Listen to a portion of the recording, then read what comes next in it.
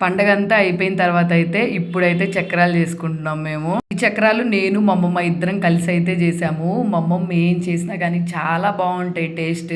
Sweets, snacks, ఇంకా వంటలు అయినా కానీ మా అమ్మమ్మ చేస్తే మాత్రం ఇంకా వంక పెడతానికి ఉండదు. ఎందుకో తెలియదు. అమ్మమ్మ నేను వీడియో తీసుకుంటున్నాను కొలత ప్రకారం చెప్పవా అంటే, మేము చేసేటప్పుడు ఈ కొలతలు గీలతలు ఏమీ లేవు, అంచనా ప్రకారం అంతే వేసేసుకుంటాము, ఉప్పు అయినా కారం అయినా పిండి అయినా ఏమైనా కానీ అని చెప్పిద్ది. చక్రాల్లో కూడా మా అమ్మమ్మ అయితే 2-3 రకాలు చేసిద్ది. శనగపిండితో మినపప్పు ఫ్రై చేసి పొడి చేసి వాటితో చక్రాలు చేసిద్ది. నెక్స్ట్ అలాగే మినపప్పుని ఉడకబెట్టి ఇట్లాగా 2-3 రకాలైతే చక్రాలు భలే చేస్తుంది.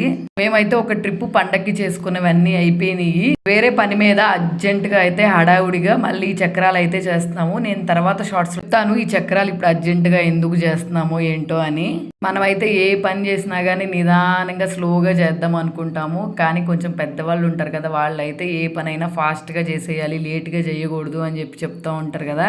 అందులో మా అమ్మమ్మతో అయితే ఏమైనా పని పెట్టుకున్నామంటే చాలా ఫాస్ట్గా హడావుడిగా 1 అవర్లోనే అన్నీ చేసి సడపడేసిద్ది. వాళ్ళలాగా చేయటము మనకి రాదు, అంత పర్ఫెక్ట్గా వంటలు చేయటం కూడా అసలు రాదు కదా. అసలు చక్రాలు అయితే హడావుడిగా ఫాస్ట్గా చేసినా కానీ రెసిపీ అయితే చాలా బాగా వచ్చింది. మేమైతే ఒక 2-3 వాయిలు కూర్చొని లాగిచ్చేసాము చేస్తానే. ఇంకా శనగపిండితో చేసినవి అయితే టేస్ట్ ఆటోమేటిక్గా చాలా బాగా వస్తాయి కదా, బాగున్నాయి టేస్ట్. మీరైతే చేసుకున్నారా పండక్కి? అన్నీ అయిపోయినాయా? నచ్చితే మాత్రం సబ్స్క్రైబ్ చేసుకోండి.